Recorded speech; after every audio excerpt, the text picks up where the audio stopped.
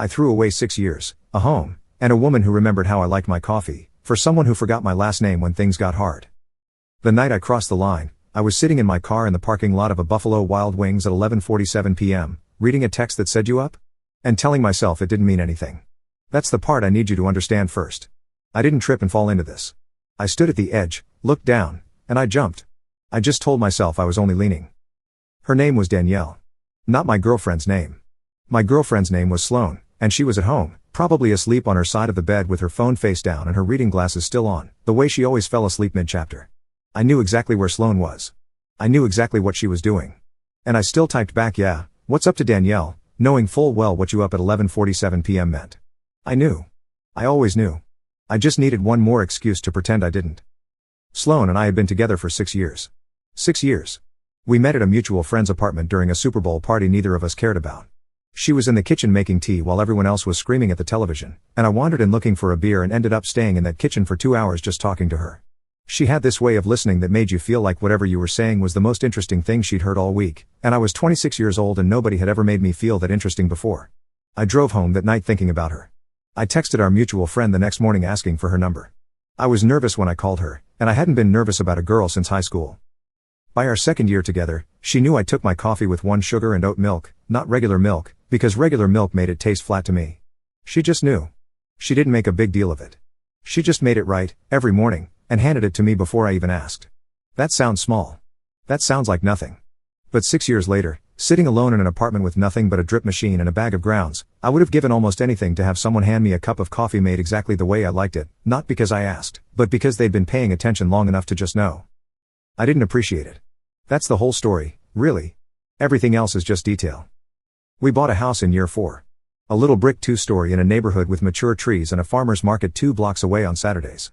Sloane cried when we got the keys. Not dramatic crying, just quiet tears while she held the key in her palm and looked at the front door, and I remember thinking she was being a little much. I remember thinking that. I stood there watching the woman I loved cry happy tears about the home we were building together, and some part of me felt vaguely impatient. I want to go back and shake myself by the collar. I want to ask myself what exactly I was in such a hurry to get to that was better than this. Because I have the answer now and the answer is nothing. There was nothing better. There was only worse. Work changed things, I told myself. That was excuse number 1. I had gotten a new job about 8 months before everything fell apart, a sales role at a tech company with a louder culture, longer hours, and coworkers who treated weeknight bar tabs like a personality. I started coming home later. Not every night. But often enough that Sloane noticed. She didn't nag. That's the thing about Sloane. She wasn't a nagger. She would just get quiet in this particular way, a kind of careful quiet, like she was measuring her words before she used them, and she'd ask if I was okay, and I'd say yeah, just tired, and she'd nod and go back to whatever she was doing, and I would feel, for just a second, a small flash of irritation that she didn't push harder. That's the poisonous logic of a man building a case against his own relationship. I was annoyed when she brought things up. I was annoyed when she didn't. I was rewriting the rules of the game in real time so that she could never win, because deep down I was already looking for a reason to feel like the relationship was lacking. I needed it to be lacking. Because I had already started noticing Danielle. Danielle worked on the sales floor with me. She was loud in the way that reads as confidence when you're not paying close enough attention. She laughed at everything I said. She texted me memes during meetings. She called me babe once as a joke and then looked at me sideways to see how I reacted, and instead of letting it land flat the way a man with any self-awareness should have, I laughed, and she filed that away, and so did I. That was the first foothold. A word said as a joke that neither of us treated as a joke. I told myself she was just a friend. I told myself this even as I started putting a little more thought into what I wore on days I knew I'd see her.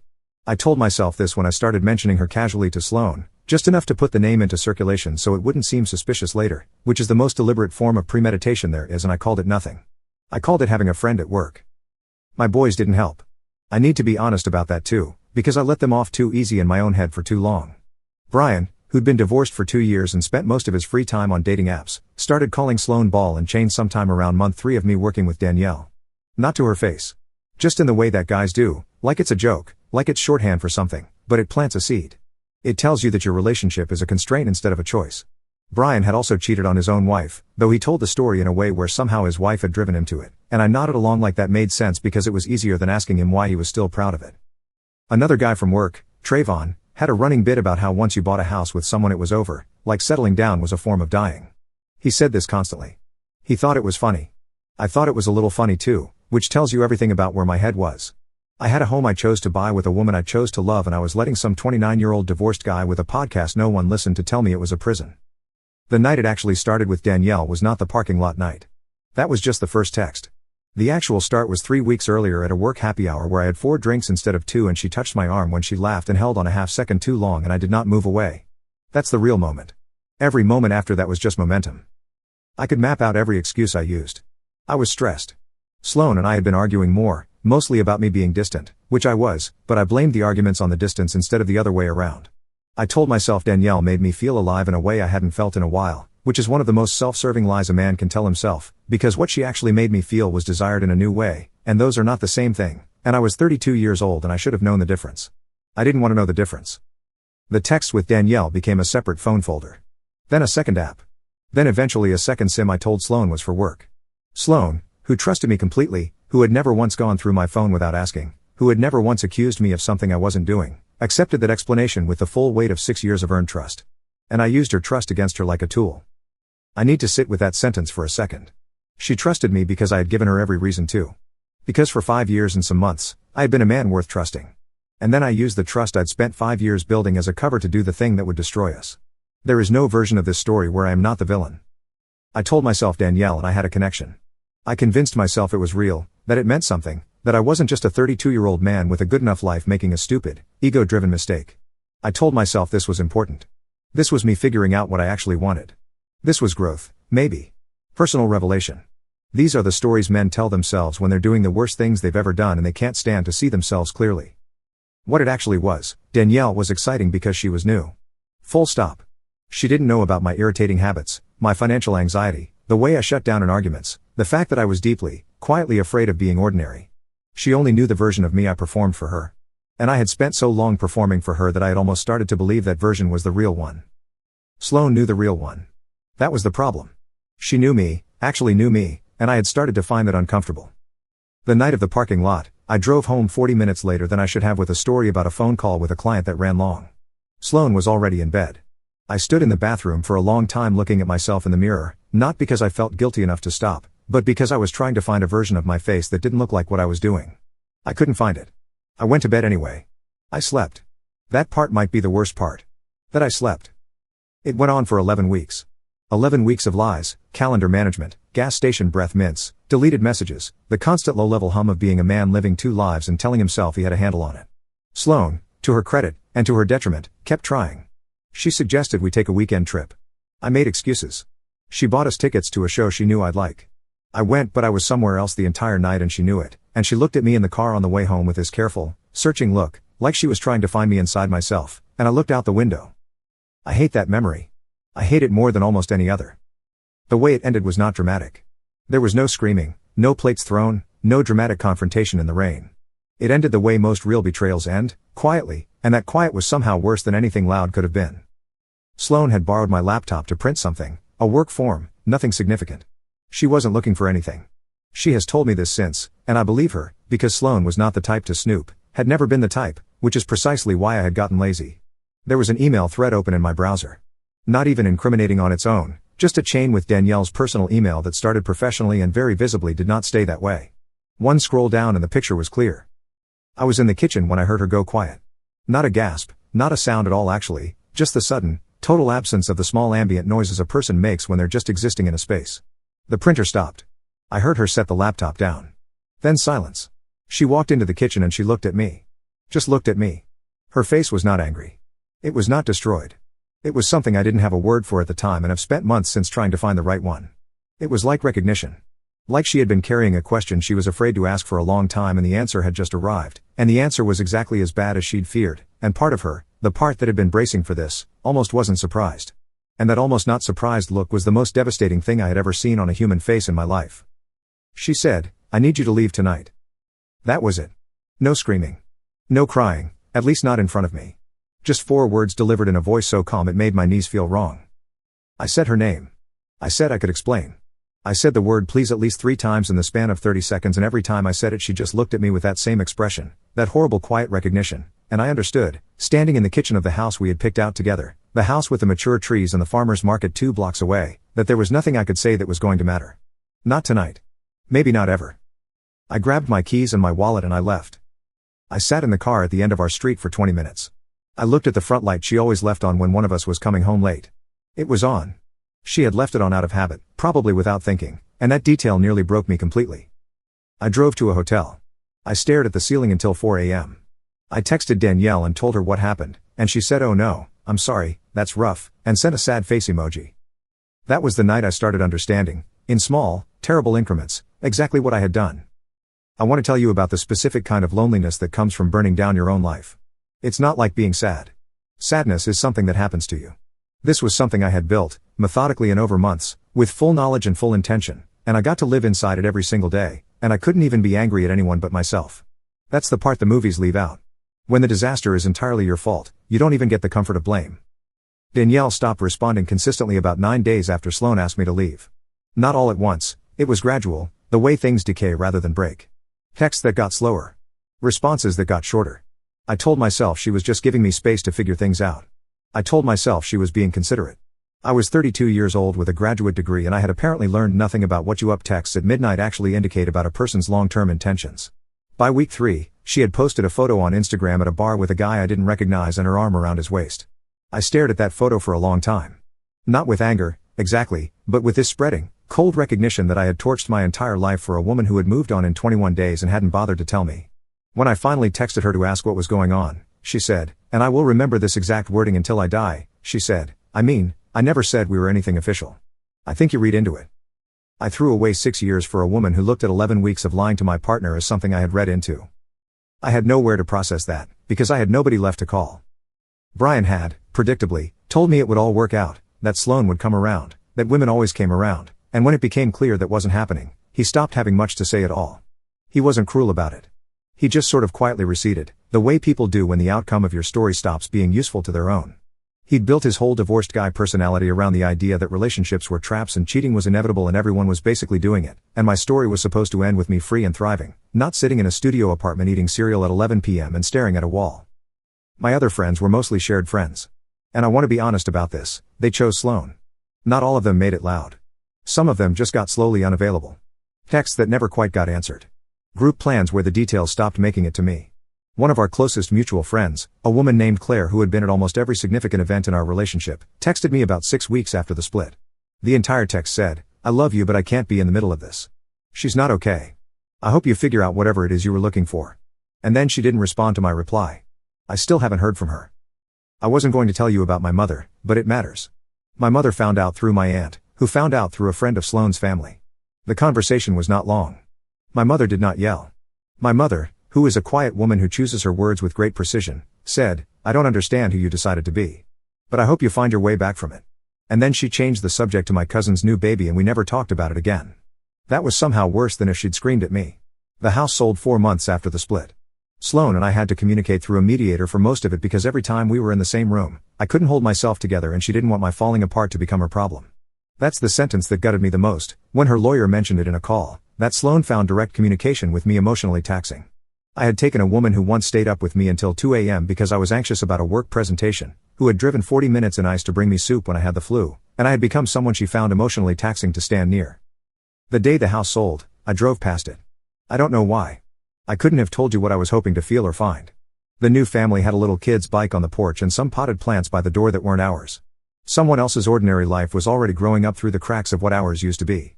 I drove home to my studio apartment and sat on the floor because I didn't feel like sitting on the couch, and I think I stayed on the floor for about 2 hours. I tried to write her a letter. More than once.